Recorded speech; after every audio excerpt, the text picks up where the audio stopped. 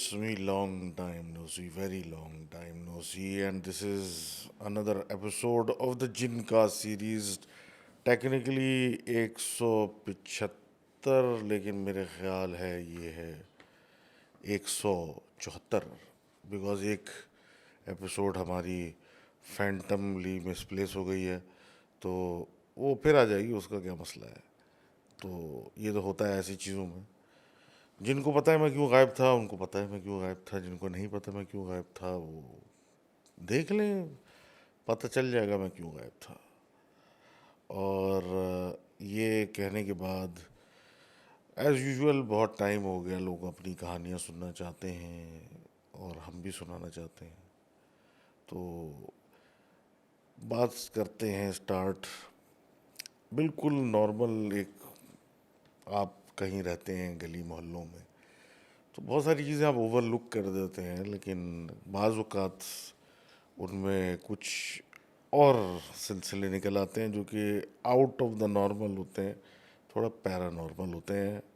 अभी पहली कहानी अहमद साहब की आ रही है उकाड़ा से, और ये कहते हैं कि ये जहाँ रहते हैं उकाड़ा में, उनके सामने एक स्कूल बना हुआ है, और वैसे तो वो नॉर्मल स्कूल है, बच्चे आ रहे हैं जा रहे हैं, सब कुछ होता है, लेकिन एक ख़ास औकात होती है दिन की, जब सब चले आते हैं, सन्नाटा होता है, तो वहाँ पे शोर शराबे की आवाज़ें आना शुरू हो जाती हैं। अब कहा यह जाता है कि भाई इस स्कूल की जगह पहले कोई कदीम कब्रिस्तान था जो कि बिल्कुल बुलडोज करके फ्लैट कर दिया था, और फिर उसके बाद ये ज़मीन बिक गई वट एवर, और फिर स्कूल बन गया जैसे भी तैसे। लेकिन अब क्या ये फरमाते हैं कि रात में अक्सर ऐसा होता है या शाम में ऐसा होता है कि भाई हम लोग ये अपना बता रहे हैं कि क्रिकेट खेल रहे हैं या कुछ खेल रहे हैं रोड पे, तो स्कूल में से कुर्सियाँ घसीटने की आवाज़ें आ रही हैं, और इस तरह की कोई जैसे कोई अंदर कुछ हलचल हो रही है, नॉकिंग की आवाज़ें आ रही हैं, लकड़ी की पे कुछ मारने की आवाज़ें आ रही हैं। एक दिन इन्होंने चौकीदार से पूछ लिया कि भाई अंदर क्या चल रहा है, तो वो खुद कहता है कि भाई एक दो दिन से अंदर ये आवाज़ें आ रही हैं, लेकिन है कोई नहीं अंदर, पूरा खाली है। और ये आज भी उसी के सामने रहते हैं, और अभी भी 19-20 कुछ ना कुछ होता रहता है। तो thank you very much for sharing your experience. और बात वही है कि मोहल्ले में आप रहते हैं, बहुत सारी चीज़ें शोर शराबे की नज़र हो जाती हैं, पता नहीं चलता क्या हो रहा है, लेकिन आप जब पता करते हैं तो फिर ऐसा लगता है कि ना ही पता करते तो ज़्यादा अच्छा होता। खैर आगे बात करते हैं, और दूसरी कहानी आज़ाद कश्मीर से जरनाश साहिबा की है, जो ये बताती हैं कि ये और इनकी कज़न एक दिन घर पे रुक गई थी, और इनके चचा भी रुके हुए थे। तो 3 मंजिला घर है, और बेसिकली एक मंजिल लकड़ी की बनी हुई है, और रात का टाइम था, ये लोग थे, चचा किसी काम से उतरे थे बाहर, ये इनकी कज़न घर पे थी, और बिजली जाने के मतलब बाद ये अपने कमरे में चली गई। यहाँ पे एक डिम सी इन्होंने कोई एलईडी लाइट ऑन की हुई थी। अब बराबर भी समझ लें कमरे से बाहर निकले, सामने किचन है, किचन काउंटर है, सामान रखा है वगैरह वगैरह, वो एकदम से गिरने की आवाज़ें आने लगी, ऐसे कोई चीज़ उन बर्तनों को गिरा रही है, और ख़ासकर कांच के बर्तनों को। ये हड़बड़ा के जल्दी से उठी, भागी कि कोई बिल्ली बिल्ली अंदर आके बर्तन गिरा रही है, और जैसे ही घर वाले वापस आएंगे तो शामत आ जाएगी। बाहर निकलते ही इन्होंने पूरा नोटिस किया, तो सब कुछ नॉर्मल था, कोई ऐसी चीज़ नहीं थी जो गिरी हुई थी, बिल्कुल किचन फर्स्ट क्लास सेट था। वापस आके ये अपनी कज़न को स्टोरियाँ कराने लगी हैं, ऐसी आवाज़ थी कहीं और की, लेकिन इनको पता है कि ये आवाज़ जो उन्होंने सुनी थी वो वाकई किचन से थी, और बर्तन ही गिरने की थी, ऑल दो बर्तन वहाँ सब सलामत थे। अब ये तो बात गुजर गई। अब ये कहती हैं इसी तरीके से एक दिन ये ग्राउंड फ्लोर पे थी, और ग्राउंड फ्लोर पे इनके यहाँ बड़ा प्रॉब्लम है बिजली का, तो किसी काम से थी नीचे, तो बिजली चली गई, अंधेरा हो गया, तो नीचे ही ग्राउंड फ्लोर पे एक बाथरूम बना हुआ है, वहाँ चली गई। अब वहाँ फुर्स मतलब अपने काम करके वहाँ से निकलने लगी, तो अब कहती हैं घुप अंधेरे में से, बंद बाथरूम में से ये दरवाजे पे खड़ी हैं, उसको खोल रही हैं, पीछे से कोई इनको आवाज़ें दे रहा है कि कहाँ जा रही हो या बात सुनो करके इस तरीके से आवाज़ें दे रहा है। अब ये कहती हैं आवाज़ तो बहुत क्लियर थी, और इतनी क्लियर थी कि पता था कि कोई आदमी, और वो भी बड़े मोटी आवाज़ वाला दे रहा है, लेकिन इन्हें हिम्मत की दरवाज़ा खोला और वहाँ से भाग गई। अब ये क्या वजह है कि इस घर में ये क्या चीज़ है जो इनको तंग कर रही है, इनको नहीं पता, लेकिन ये आवाज़ ये आज तक नहीं भूली, और क्लियर एज डे इन्होंने ये आवाज़ें सुनी थी। अब इसी तरह आज़ाद कश्मीर से हम मुल्तान चले जाते हैं, जहाँ पर हारून साहब बताते हैं कि ये एक गांव में रहते हैं मुल्तान के पास, और हारून साहब ये बता रहे हैं कि मतलब अच्छे लैंडलॉर्ड किस्म के लोग हैं। और एक दिन 2010 की बात है, जब ये 10-12 साल के होंगे या उस एज ग्रुप के होंगे, इनके और इनके चंद कज़न्स जो थे वो छत पे छुपन छुपाई खेल रहे थे। अब ये गेम काफ़ी देर से चल रहा था, और अब इनकी बारी थी पकड़ने की बाकी बच्चों को। तो ये एक जगह जाके खड़े हो गए और बाकी सब छुपने लगे। और क्योंकि ये बड़ी जगह थी, तो ये कहते हैं इनको पता नहीं चला कि नीचे से कोई मुलाजिम आया ऊपर, और उसने सब बच्चों को बोला कि भाई घर वाले नीचे बुला रहे हैं, बस नीचे आ जाओ। और वो सारे एक एक करके नीचे उतर गए, और ये छत पे अकेले रह गए। अब जब ये 100 तक गिनती गिनने के बाद निकले ढूंढने, तो इनको कोई नज़र नहीं आ रहा। तो ये इन्होंने सोचा कि छत पे जो स्टोर बना हुआ है, जो कि ऐसा बंद भी नहीं है, खिड़की उड़कियाँ टूटी हुई, इस तरह का सूरत हाल है, तो वहाँ पे ये जाने लगे कि ये सारे अब यहाँ नहीं हैं, तो यहाँ छुपे हुए होंगे। अब ये कहते हैं कि जैसे ही मैं वहाँ मतलब एंटर होने लगा, तो मैंने देखा कि खिड़की पे एक ग्रे कलर का चेहरा नज़र आया, जिसने हाथ ऐसे किए हुए जैसे मतलब सर आगे किया हुआ, ताकि जिस्म उसका नज़र ना आए। वो दिखा जो उनको देख के मुस्कुरा रहा था। अजीब सी बात ये थी कि उसके दांत ऐसे मुंह में भरे हुए थे जैसे कि कोई मतलब हिसाब नहीं। लेकिन इन्होंने इग्नोर किया सोच के कि भाई ये घर का कोई मुलाजिम होगा, कोई काम कर रहा होगा। तो ये अपना ढूंढते हुए चीज़ें देखते हुए घूमने लगे। अब वहाँ से गुजरने के बाद इनको एहसास हुआ कि छत पे तो कोई है ही नहीं। तो फिर ये नीचे उतरे। नीचे उतरने के बाद ये कहते हैं मुझको एहसास हुआ कि जब ऊपर कोई था नहीं, और ऐसा हमारे यहाँ कोई आदमी भी नहीं है इसके मुंह में दांत भरे हुए हों, तो वो कौन था और वो कहाँ से आया। तो थैंक यू वेरी मच हारून साहब फॉर टेलिंग दैट स्टोरी। सवाल जवाब तो होते रहते हैं, लेकिन बात यही है कि अब खाली जगह आप बता रहे हैं छत पे थी, तो अच्छी बात है कि मुस्कुरा के ही देख रहा था, कुछ और नहीं कर रहा था। वरना तो बड़ी क्रीपी स्टोरियाँ होती हैं। जैसे कि अभी एक याद आई मुझे, ये किसी अंग्रेज़ के बताई भी है, और ये स्टोरी है किसी इनकी ग्रैंड मदर ने बेसिकली सुनाई थी। ये लोग हैं, वो मुझे याद नहीं आ रहा, जो सारा फार्मलैंड एरिया है, क्या कैंज़स है क्या है, उस तरफ की लोग हैं। और कहानी कुछ यूँ थी, जो लिखने वाले साहब हैं वो खुद अधेड़ उम्र से ज़्यादा के हो चुके हैं, और बता रहे हैं कि उनकी ग्रैंड माँ बताया करती थी अलग अलग स्टोरियाँ रात को डराने के लिए, जब उनके यहाँ रहा करते थे रैंच के ऊपर। अच्छा, जगह ऐसी थी कि कम से कम 20 मील के फासले पे तो कोई और था, और उसके दूसरी तरफ जो करीबी नेबर था, वो भी कोई 5 मील या इस तरीके से फासले पे था। सारा फार्मलैंड था, तो इतना कोई आओ भगत या कोई आना जाना होता नहीं था। अब ये बताते हैं कि इनकी ग्रैंड मदर ने एक दफ़ा स्टोरी सुनाई थी, और वो स्टोरी ये थी कि जब उनके दादा का इंतकाल हुआ था, और इंतकाल को भी कोई 2 हफ्ते गुजर गए थे। इनके यहाँ तो वो वाला हिसाब नहीं है जिस तरह हमारे यहाँ होता है कि सब एक जगह जमा हो रहते हैं। सब अपने अपने कामों को लगे चले गए, और ये अकेली रह गई घर में। तो रात के किसी पहर इनका किसी ने दरवाज़ा खटखटाना शुरू किया, और जब जाके दरवाज़े के ऊपर ये गई बड़ी भी, तो इन्होंने देखा कि इनके शौहर खड़े हुए हैं। इन्होंने झट से बगैर सोचे हुए दरवाज़ा खोल दिया। अच्छा, वो अंदर आए। अंदर आने के बाद फिर इनको एहसास हुआ कि ये आदमी जो मेरा शौहर दिख रहा है, लेकिन दिख तो रहा है लेकिन इसमें कुछ फ़र्क है। बकौल उनके कि आँखों के दरमियान फासले में थोड़ा सा फ़र्क था, लेकिन थोड़ा मतलब फ़र्क था विड्थ में, और इतना था स्लाइटली कि कुछ एबनॉर्मल आंखें लग रही थी।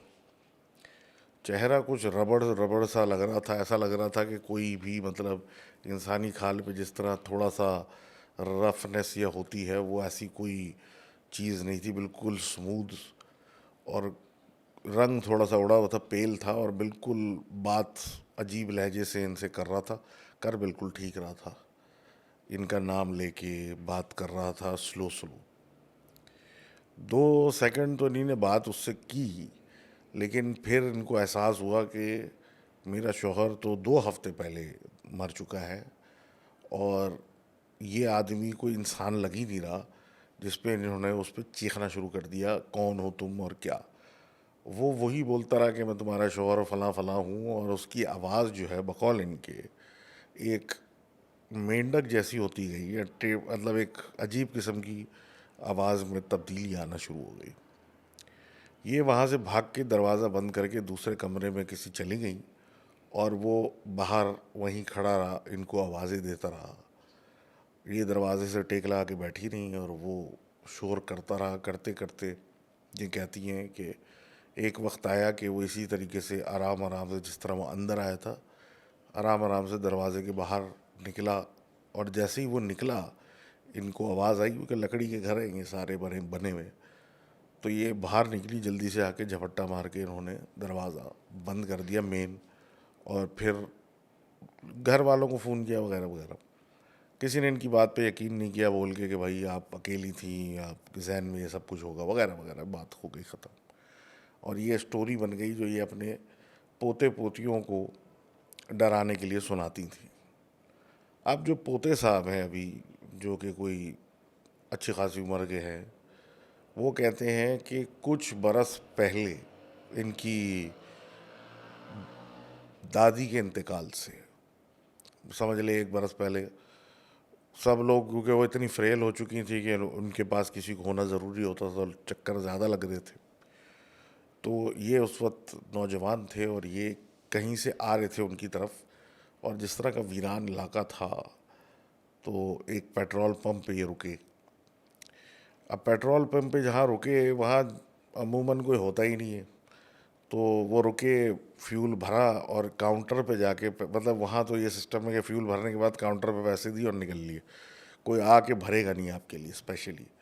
तो अब ये काउंटर पे गए, तो एक आदमी पहले से काउंटर पे खड़ा हुआ था, जो कि हिल ही नहीं रहा था, और जो अटेंडेंट था, यानी कि जो वहाँ का पेट्रोल स्टेशन पे बंदा काम कर रहा था, वो उससे यही पूछ रहा था, भाई तुम्हें क्या चाहिए। अब ये पीछे से आए, तो उसने उनको इशारा किया कि भाई हटो यहाँ से। तो इन्होंने देखा कि भाई वो आदमी कुछ अजीब सी शक्ल का, आंखें थोड़ी ज़्यादा फासले पे, और खाल ऐसी कि बिल्कुल प्लास्टिक जैसी, वो खड़ा हुआ था, और वो घूरे आ रहा है कर, और कुछ कर ही नहीं रहा। जब ये अटेंडेंट से बात करने लगे, तो पैसों की जाहिर सी बात है, इतने लीटर इतने पैसे, तो वो आराम आराम से बाहर निकलना शुरू हो गया। जब वो बाहर निकल गया, तो बाहर निकल के उसने कुछ आवाज़ निकाली, जो कि बिल्कुल अजीब मेंढक जैसी कोई आवाज़। इन्होंने सुना, इनको अजीब सा लगा बहरहाल, इन्होंने पैसे दिए, और अपना गाड़ी ले गए और निकल लिए।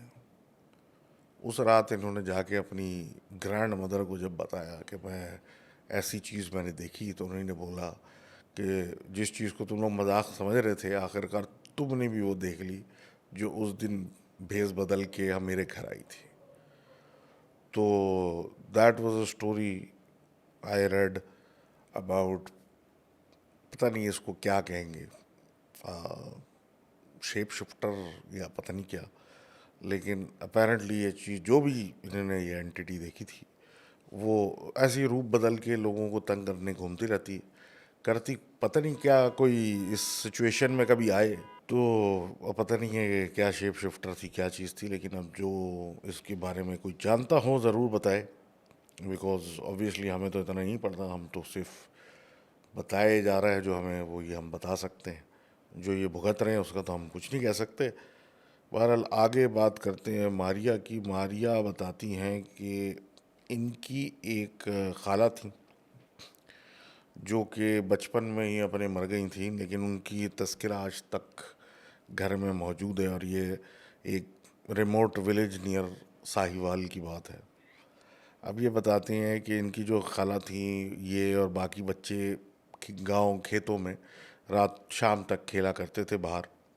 और इसी तरीके से एक दिन खेतों में आग लग गई थी।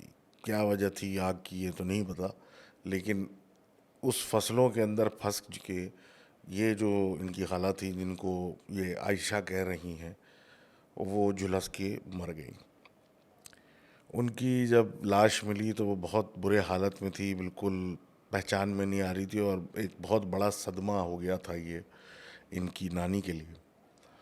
और तदफीन हो गई, सब कुछ हो गया। लेकिन बाद में एक दिन उस जगह से उनको एक अपनी बच्ची ने उन जो कपड़ा पहना हुआ था उसका एक छोटा सा पीस थोड़ा सा जला हुआ मिला।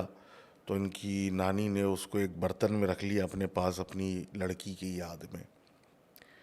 अब ये कहते हैं जब से वो घर में रखा गया बर्तन, तो रात में हिलजुल की आवाज़ें आती, चीज़ें आगे पीछे होने की, जैसे कुछ कोई आगे पीछे जा रहा है, कुछ हिलजुल हो रही है।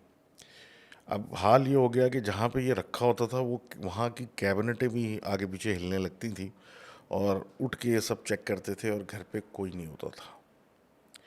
ये इतना ज़्यादा होने लगा कि रातों को अब महसूस होने लगा कि कोई घर पे या तो मौजूद है या है जो कि दिखता ही नहीं है, या मतलब हर वक्त एक आंखें आप पे लगी हुई हैं।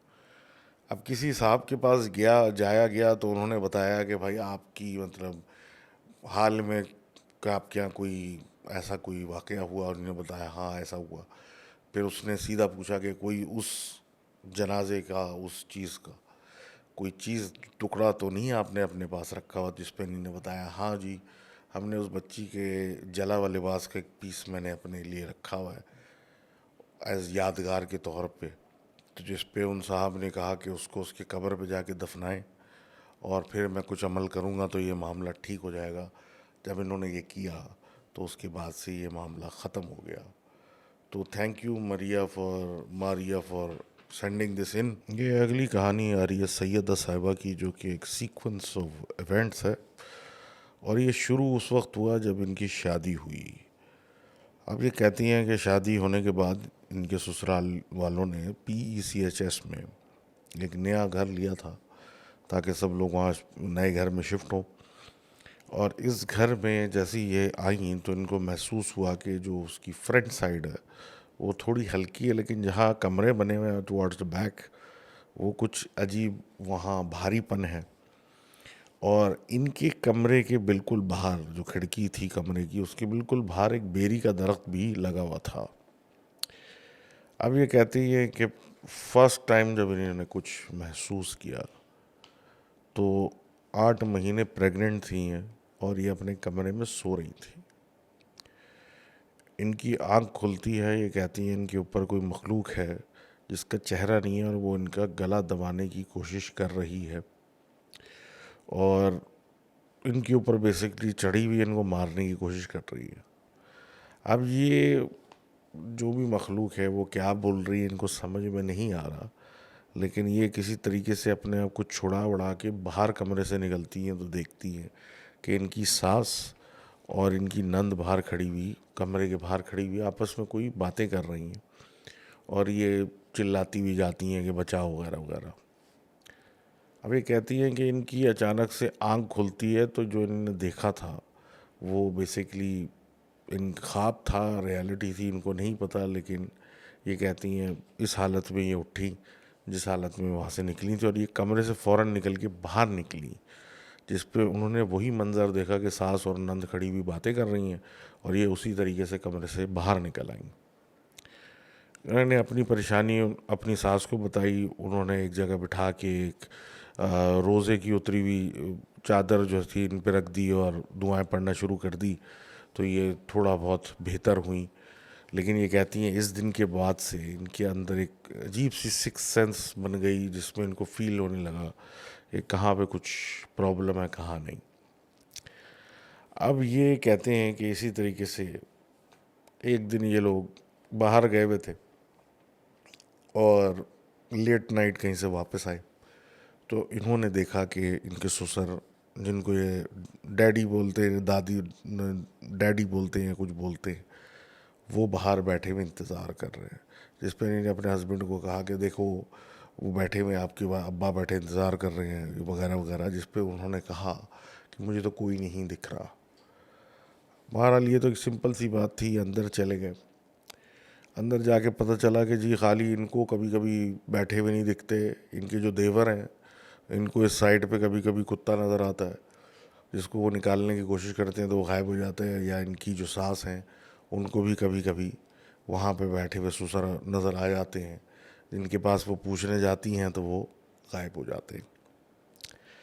अब ये अपने आगे की बात कर रही हैं कि 2 साल के बेटे के साथ अकेले एक दिन घर में थी और कोई दरवाजे पे आया, तो दरवाजे की चौखट पे समझ ले, दरवाज़ा अंदर का होता है, एक एक्सटर्नल होता है इस तरह के हमारे घरों में, तो अंदर वाले दरवाजे पे खड़ा करके अपने बेटे को, 2 साल के बेटे को, ये गई मेन डोर की तरफ पूछने के कौन आया है, कौन बेल बजा रहा है।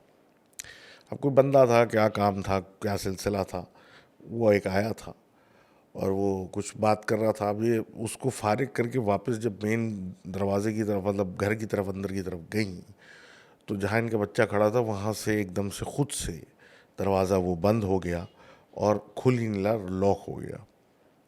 अभी अपने बच्चे को एक खिड़की से बहला रही हैं, आवाज़ें दे रही हैं, खड़ा रख रही हैं, लेकिन दरवाज़ा खोल के ना दे। बाहर जो आदमी आया था, कोई मुलाजिम जो भी था, उसको ये जल्दी से बुला के लाई और बोला कि इस दरवाज़े को खोलने की कोशिश करो, और वो पूरी जान लगा दी उसने दरवाज़े को खोलने के लिए, लेकिन वो खुल के ना दे और ये अपने बच्चे को इसी तरह खिड़की से बहलाई जाए। और अब तो ये नौबत आ गई कि अब सोच रहे हैं कि किसी तरह दरवाज़ा तोड़ दिया जाए, क्योंकि घर से बाहर ये बंद हो चुकी और अंदर बच्चा 2 साल का, वो भी अकेला है।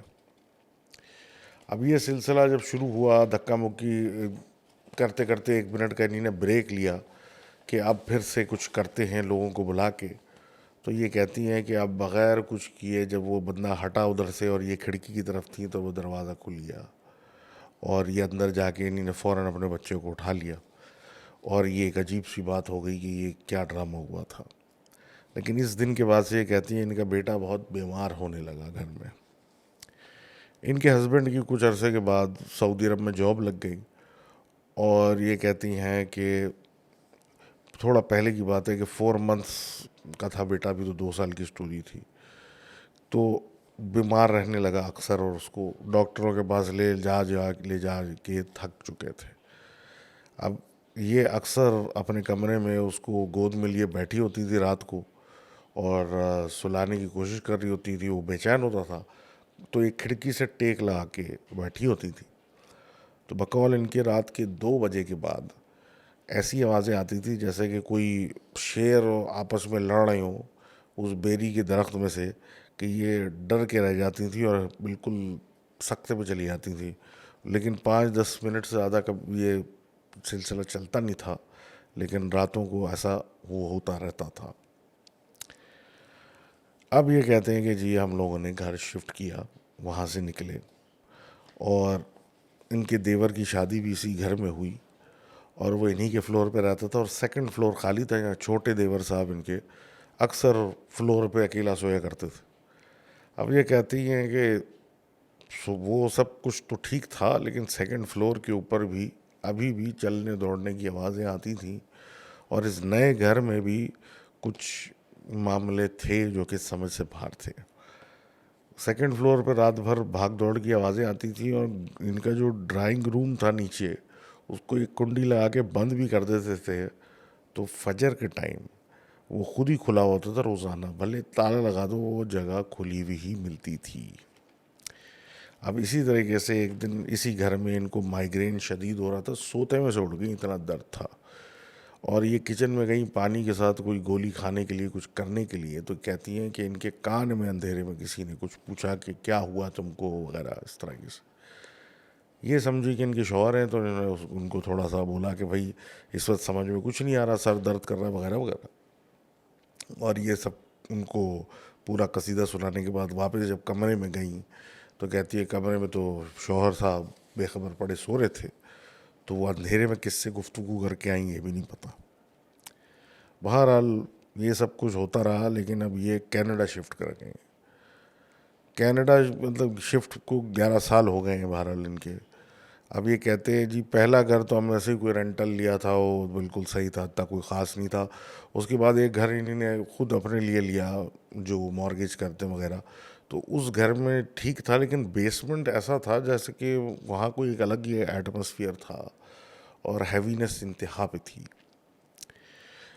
इस वक्त भी ये प्रेग्नेंट थी जिस वक्त की ये स्टोरी बता रही है, और लेकिन ये बहुत चिल थी क्योंकि हस्बैंड और बच्चे सब इनकी देखभाल कर रहे थे और इनको ज़्यादातर टाइम दुआएं पढ़ने, नमाज़ें पढ़ने में मिल रहा था और ये सुकून में थी। अब ये कहती हैं इनकी बेटी एक दिन पहले कहीं से एक बलून लेके आई थी, और इस दिन जिस दिन की ये बात हो रही है तकरीबन कोई मतलब कोई था ही नहीं घर पे। हस्बैंड नौकरी पे गए हुए थे, बच्चे किसी बर्थडे पार्टी में गए हुए थे और ये घर में अकेली थी। अब किसी टाइम ये उठी, इन्होंने हस्बे आदत सफाई करना शुरू कर दी। अब ये किसी एक कमरे की सफाई कर रही थी, तो अब ये कहती हैं कि इन्होंने नोटिस किया कि वो जो बलून बेटी के कमरे में था वो उस कमरे में है। इन्होंने कुछ ज़्यादा सोचा नहीं, कहा भाई बच्चे लेके आ गए होंगे नीचे वगैरह वगैरह, और ये उठी और दूसरे किसी कमरे में चली गई। अब ये दूसरे कमरे में गई तो वहाँ पे काम करने लगी, तो इन्होंने नोटिस किया कि भाई दूसरे कमरे के अंदर भी वो बलून जो है वो आ गया है कहीं से। अब वो बेटे के कमरे को साफ़ कर रही हैं और नोटिस कर रही हैं कि भाई बलून साहब जो है वो यहाँ भी आए हुए हैं। और उसके बाद ये ऊपर गई, तो ये अपने रूम में जब गई तो कहती है वहाँ भी बलून के पीछे पीछे आ गया। अब ये इत्तेफाक था क्या था समझ में नहीं आ रहा, क्योंकि ये रूम्स अलग अलग जगहों पे थे और ये अलग अलग फ्लोर पे भी थे, ऐसा इत्तेफाक हो नहीं सकता। अब इनको जब लगा कि ये तो मेरे पीछे पीछे आ रहा है, तो ये उसके वापस नीचे उतरी, वो बलून नीचे उतरा और फिर ये ऊपर जाके एक कमरे में जाके दरवाज़ा बंद करके बैठ गई, क्योंकि ऑब्वियसली प्रेग्नेंट भी थी, तो रेस्ट करने बैठ गई। अब ये कहती हैं कि इन्होंने नोटिस ऊपर से किया कि वो बलून नीचे कभी एक कमरे से निकल के दूसरे कमरे में जा रहा है, तो ये अपना उधर ही रहीं और आग लग गई किसी टाइम। अब जब ये उठी तो बालों को ये बकौल इनके ये अपने बालों को कंघी कर रही थी, तो इन्होंने नोटिस किया कि बलून इनके पीछे है उस कमरे के अंदर। फॉर सम रीज़न ये डरी नहीं, इन्होंने उसको बोला कि भाई क्यों तंग कर रहे हो, और इस तरह की कोई बात की और उसको एक अलमारी में बंद कर दिया और वहाँ से निकल ली। तो ये सिलसिला भी इनके साथ हुआ, जो कि मेरे नज़र में छोटा सिलसिला तो नहीं है, लेकिन बहरहाल इनके लिए है। अब इसी घर में रहते हुए इनका छोटा बेटा पैदा हुआ, और ये कहती हैं कि हॉस्पिटल जब उस डिलीवरी के लिए गए तो नर्स और डॉक्टर ने बोला कि ये मेरिकल बेबी है, क्योंकि जो कॉर्ड होती है फूड का ट्यूब जो होता है उसमें 8 घिरे थे और वो उसकी गर्दन पे भी लिपटा हुआ था, अगर थोड़ा सा एंगल आउट होता तो बच्चा मर सकता था, तो he is lucky to be alive, ये उन्होंने लिख के बताया। इधर से बच्चा 5 दिन आईसीयू में रहा लेकिन सही सलामत निकला, लेकिन ये भी एक बड़ी बात है कि ये क्या था कि बच्चा इतने उसमें था, और इनके साथ हमेशा ऐसी टाइम पे जो थीम है वो यही है कि इनके साथ ऐसे ही टाइम पे कुछ इस तरह का प्रॉब्लम हो रहा है। उस फिर कहती हैं हम उस घर में भी 2 साल रहे, फिर हमने घर चेंज कर लिया दोबारा, और दोबारा भी जहाँ चेंज किया वहाँ भी चलने फिरने की आवाज़ें आती थीं। और इस घर में भी जब हमने मतलब ये थर्ड घर है, तो वहाँ भी कुछ ना कुछ सिलसिला चलता रहा, लेकिन उन्होंने एक काम शुरू कर दिया कि अब ये दुआएं फूंक के कुरान पढ़ के पानी जो था वो हर जगह अब नए घर में जहाँ जाती थी छिड़कती थी। अब इस घर में ऐसा सच कुछ नहीं रहा, लेकिन इनकी तबीयत और इनके बच्चों की तबीयत बहुत शदीद ख़राब रहने लगी, जिसके बाद ये बार बार स्पेशलिस्ट होम्योपैथिक्स और पता नहीं किसके पास जा रही थी। डायग्नोसिस नहीं हो पाती, लेकिन ये फीवर और इस तरह की चीज़ों का बड़ा प्रॉब्लम रहता था। एक दिन ये कहती हैं कि इनका तो ये पढ़ाई का अमल चल ही रहा था कि इन्होंने नोटिस किया कि सोते में ये उठी तो इनके पैरों के पास कोई चीज़ खड़ी है जो कि बहुत मायूस लग रही है, सर ही नहीं उठा पा रही, और वो बस एक मायूस से उसमें इनको देख रही है, और पलक झपकते ही वो गायब हो गई। और इस तरह एक और दफ़ा भी इनके पास के साथ ये हुआ। अब सवाल ये है कि ये चीज़ें जो भी इनके साथ होनी, अब ये इनका सवाल सिर्फ ये है कि सवाल भी क्या, रिक्वेस्ट है कि मेरे साथ ये होता रहता है, तबीयत का ऑन एंड ऑफ भी होती रहती है, पता नहीं क्या क्या होता रहता है, लेकिन दुआओं की तलबगार हैं ये कि अल्लाह खैर करे इनका और इनके घर वालों का। तो thanks again Syeda for writing in, और ये इन ऑल प्रोबेबिलिटी जो भी है ये आप ही के साथ चिपका हुआ है, एंड इट्स वेरी अपेरेंट कि you should look after your self. ये आपकी फैमिली से ज़्यादा आप ही के पीछे है, तो टेक केयर। और अगर आपको या किसी को लगता है कि कोई हेल्प कर सकता है इनकी, तो do let her know why the comments, और मुझे बता दिएगा, मैं ईमेल कर दूंगा। एनी हाउ मूविंग फॉरवर्ड, और आगे बात करते हैं मोहम्मद साहब की। मोहम्मद साहब बताते हैं कि इनके वालिद साहब जो है इस तरह की चीज़ों को और अमलियात और काफ़ी चीज़ों को जानते हैं, तो इसलिए इनके लिए बहुत सारी चीज़ें सरप्राइज़ नहीं है। लेकिन बहरहाल कुछ ऐसा ज़रूर हुआ कि सरप्राइज़ है, इसलिए तो ये हमें बता रहे हैं। अब ये बताते हैं कि ये अपनी वाइफ के साथ ससुराल गए अपने, शायद पहली दफ़ा या दूसरी दफ़ा, और ये फैसलाबाद की बात है। इनके दो बेटे हैं, एक बड़ा और एक छोटा। बड़ा बेटा जो था अपने नाना के साथ सो रहा था, और छोटा बेटा अपनी नानी के साथ था। तो ये बता रहे हैं कि भाई रात के किसी पहर इनकी आंख खुली, और 2:30 बजे का टाइम था बकौल इनके। तो इनकी नज़र, मतलब आंख खुली क्यों, क्योंकि इनकी वाइफ इनको जगा रही थी, आवाज़ दे रही थी। अब इन्होंने पूछा उससे कि भाई क्या सिलसिला है, क्या हुआ है। तो उसने कहा कि मुझे कोई आवाज़ दे रहा है। अच्छा भाई, आवाज़ दे रहा है। अब ये फर्स्ट फ्लोर पे थे, मतलब सीढ़ियाँ उतरेंगे तो नीचे ग्राउंड फ्लोर पे एग्ज़िट है। अब ये आवाज़ देने का सिलसिला चल रहा है। अब ये उनको समझा रहे हैं भाई ऐसा नहीं है, वैसा नहीं है, जिस पे वो कह रहे हैं एज द यूजुअल कि भाई आपने बुरा ख्वाब देखा है, ऐसा कोई प्रॉब्लम नहीं है, ऐसी कोई चीज़ नहीं है। लेकिन फिर उन्होंने कहा कि मुझे फिर कोई बुला रहा है, और इस तरह की बात करने लगी और मेरा नाम लेके बुला रहा है, जिस पे इनकी थोड़ी सी नींद उड़ी कि भाई ये इसको क्या हो गया है। और जब नोटिस उन्होंने किया तो वो काफ़ी ज़्यादा कंफ्यूज्ड और डेज्ड हालत में बैठी हुई थी खातून। और जितनी देर में इन्होंने अपने बेटे को, छोटे को जो लेटा हुआ था, नोटिस किया, तो वो सीढ़ियाँ उतरने लगी नीचे बस से बाहर जाने के लिए। इनको ये वापस लेके बिठाया और फिर उनसे पूछा ये क्या कर रही हो, तो उसने कहा कि मुझे कोई बुलाए जा रहा है बार बार। तो इनको ख्याल आया कि इनके फ़ोन में कुछ कुरानी आयतें आयतें हैं जो इन्होंने प्ले कर दी। उसके बाद ये कहते हैं जनाब कि कुछ वाइफ काबू में आने लगी। जब वो आने लगी तो वो बैठी, और फिर कुछ उन्होंने कहा कि अब जो आवाज़ आ रही है वो दूर से आ रही है, मतलब घर के अंदर से नहीं है, कहीं दूर से आ रही है, और इन्हीं को बुलाई जा रही है, लेकिन थोड़े गुस्से से बुला रही है, लेकिन बुला रही है। बहरहाल ये इन्होंने अपने पापा को फ़ोन किया जो कि चीज़ों को जानते हैं, लेकिन उन्होंने फ़ोन नहीं उठाया, और जैसे तैसे करके इन्होंने वहाँ पे रात गुजार दी और चीज़ों को कंट्रोल करने की कोशिश की। अब जैसे जैसे इनकी वाइफ होश में आने लगी तो इन्होंने बताया कि रात में हम सब सो रहे थे, और एकदम से मेरी आंख खुली तो मुझे ऐसा लगा कि मेरे ऊपर कोई वज़न आ रहा है काफ़ी ज़्यादा। अब ये कहते हैं कि ये कहती हैं कि जब वज़न आ रहा था तो मैं हिल भी नहीं पा रही थी, तो मेरा अटेंशन फ़ौरन अपने बेटे की तरफ गया जो बिल्कुल बराबर में लेटा हुआ था।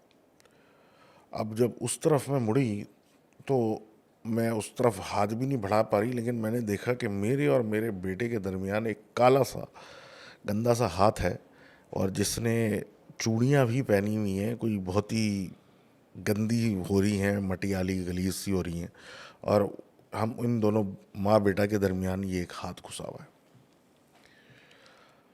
इन्होंने अपनी पूरी ये हाथ देखने के बाद पूरी जान लगा दी दुआएं पढ़ पढ़ के कि किसी तरीके से वो हाथ हट जाए इनके बच्चे के पास से।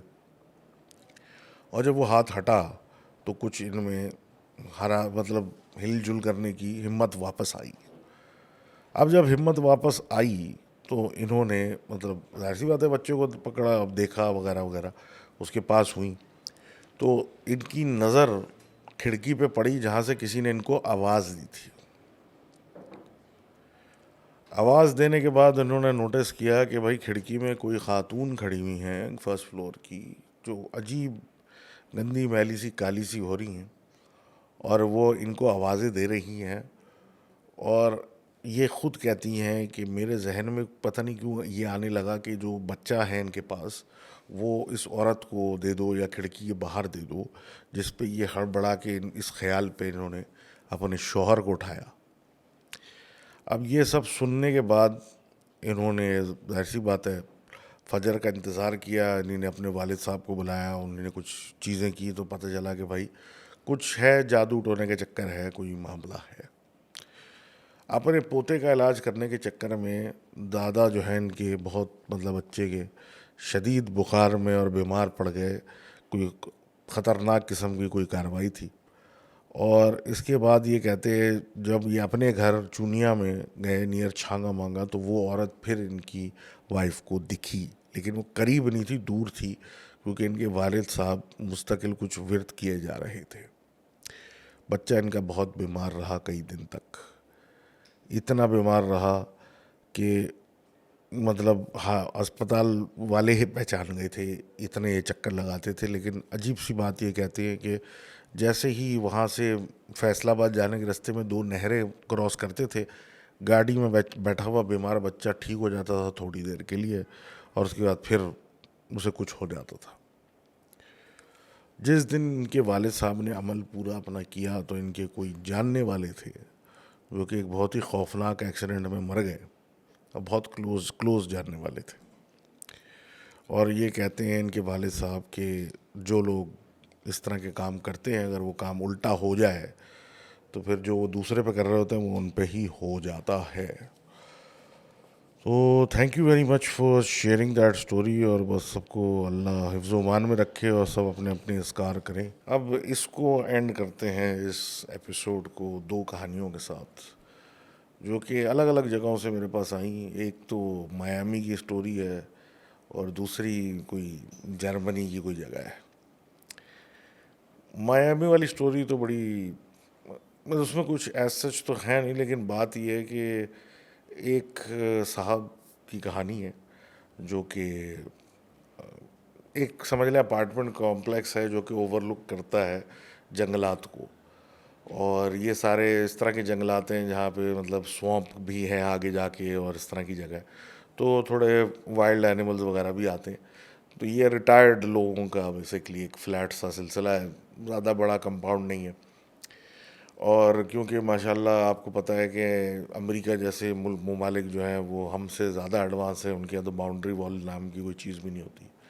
तो इस तरह का एक ओपन सेटअप था और कोई 20 मिनट के फासले पे मेन रोड थी, उधर से मतलब जाएं फिर निकलें तो आबादी की तरफ जाना शुरू करते, तो बड़ी सुकून सन्नाटे वाली जगह थी। अब जिन साहब ये अपनी बता रहे हैं कहानी, वो कहते हैं कि मैं अपने कुत्ते के साथ वो एक डोबरमैन ने पाला हुआ था, रिटायर्ड आदमी 60+ समथिंग के, शाम को जैसे ही धूप थोड़ी कम होती है बैल्कनी में जाके बैठ जाता हूँ। और ये फर्स्ट फ्लोर का घर है, नीचे ग्राउंड फ्लोर पे कोई बड़ी भी रहती हैं अकेले, जिनके बेटे जो है वो शहर में नौकरी करते हैं और इनसे मिलने आते रहते हैं वीकेंड्स पे, ये रहते हैं। और बस इस तरह गुजारा था। ये रोज़ वहाँ बैठ जाते थे अखबार और मैगज़ीन लेके, और वो कुत्ता बराबर में इनके टांगों में, और ये कभी बियर पी रहे हैं कुछ पी रहे हैं, बस चल रहा है मामला। एक दिन रात होने से पहले ये कहते हैं कि मैं बैठा हुआ था तो मुझे सीटियों की आवाज़ आने लगी, जैसे कोई सीटी बजा रहा है। अच्छा, पहले तो बड़ी तेज़ आवाज़ आ रही थी, जैसे कोई करीब में ही है। अब ये बैल्कनी में बैठे हैं, इधर उधर नज़र मार रहे हैं, सामने ओपन एरिया है, थोड़ा फासले पे जंगल सा, दरख्त वरख्त हैं, एक दो स्ट्रीट लाइटें लगी हुई हैं। इन्हें कोई बंदा ना बंदे की ज़ात नज़र आए, लेकिन सीटियाँ ऐसे कोई मार रहा है जैसे बिल्कुल 6 फीट के फासले पे कोई खड़ा सीटियाँ बजा रहा है। अब ये बैठे हुए हैं, इधर उधर देख रहे हैं, समझ में नहीं आ रहा है। इनका कुत्ता भी थोड़ा सा अजीब बिहेव कर रहा है, लेकिन ये उस पर हाथ रखे बैठे हैं, वो सुकून में है। थोड़ी देर में वो सीटियों की आवाज़ अब ऐसे होने लगी जैसे कि दूर जा रही है। अब दूर जाने लगी तो इन्होंने नोटिस किया कि इनके घर के अहाते में, यानी उस अपार्टमेंट कॉम्प्लेक्स के विसिनिटी में एक स्ट्रीट लाइट है, उससे थोड़े से फासले पे अंधेरे में कोई साहब खड़े हुए हैं, पतले सूखे से, और उनके कंधे पे एक बोरी है।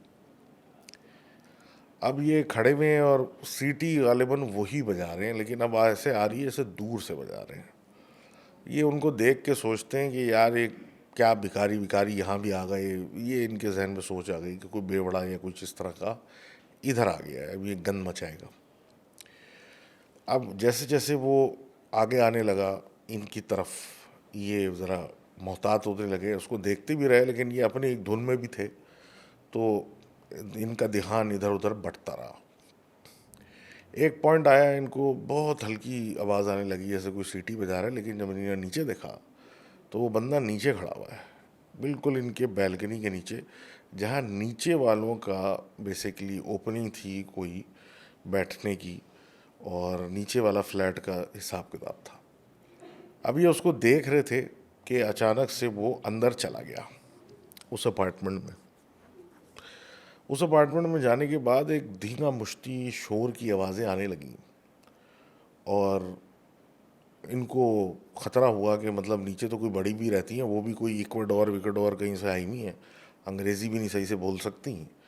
तो इन्होंने आवाज़ें ज़ोर ज़ोर से ऊपर से बैठे चीखना शुरू किया कि मैं पुलिस को बुला रहा हूँ, और शोर मचाना शुरू किया कि भाई अगर कोई गुंडा वुंडा घुस गया है, कोई चोर वोर घुस गया है तो अलर्ट करें। बहरहाल इन्होंने शोर मचाना शुरू किया और पुलिस को भी बुला लिया। अब जितनी देर में ये सब कुछ सिलसिला हुआ, इन्होंने नोटिस किया कि वो आदमी अब नीचे खड़ा हुआ इनकी तरफ ऊपर देख रहा है। अब उस आदमी ने एक अजीब सा हैट पहना हुआ था जिसकी वजह से उसका चेहरा नज़र नहीं आ रहा, लेकिन वो बिल्कुल एक ढांचे की तरह था, और एक बोरी उसने उठाई हुई और ऊपर देख रहा है इनको।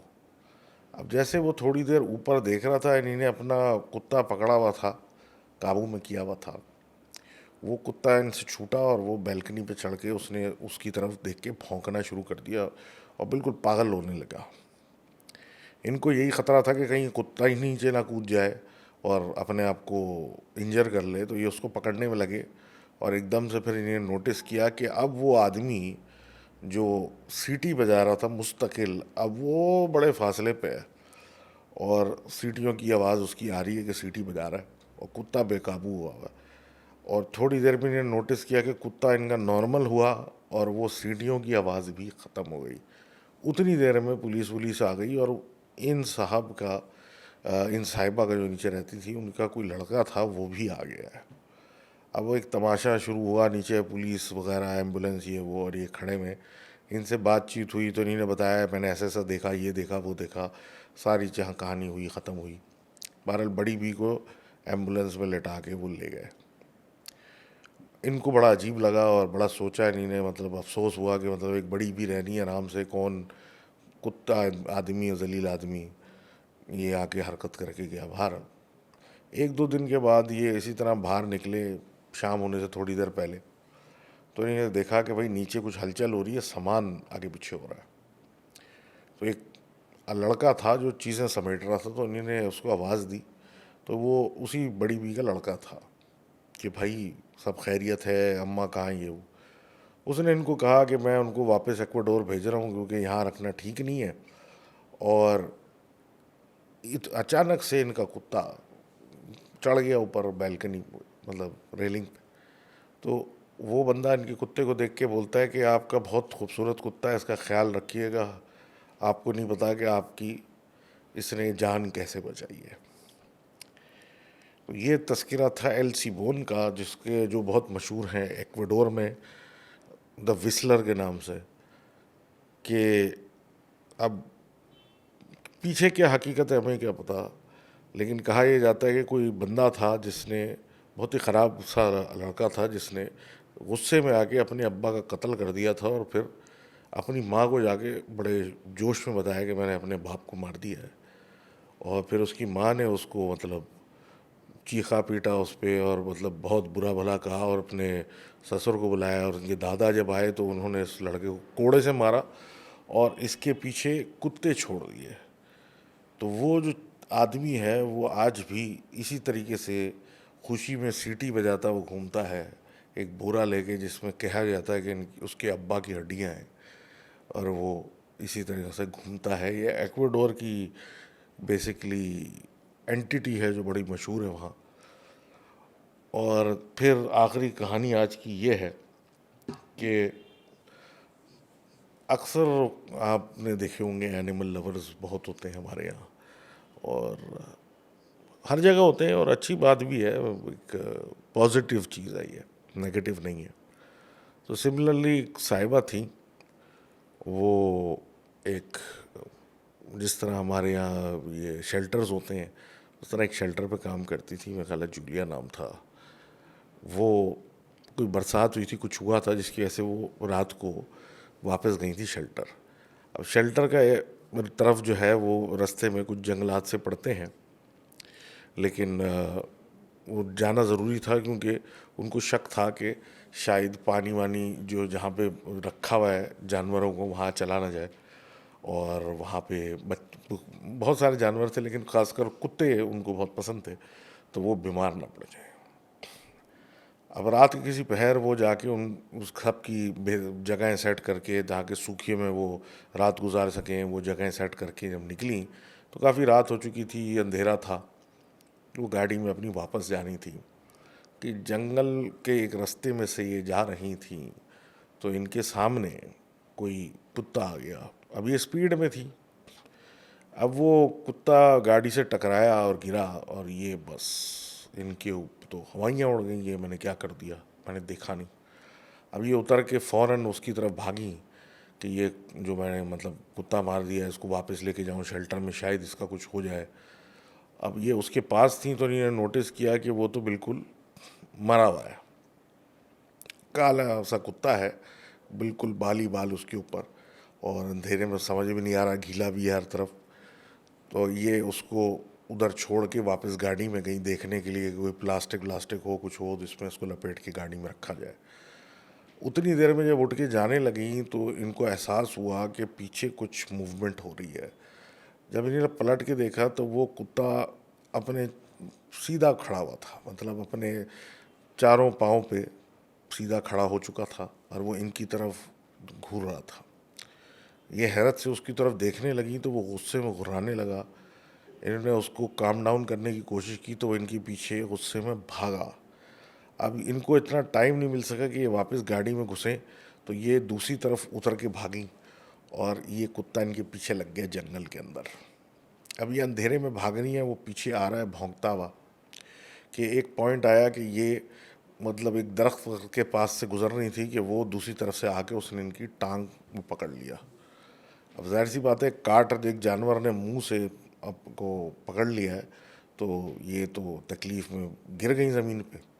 अब चिल्ला रही हैं, उसको हटाने की कोशिश कर रही हैं, वो छोड़ ही नहीं रहा, उसका बस नहीं, वो टांग ही अलहदा कर दे।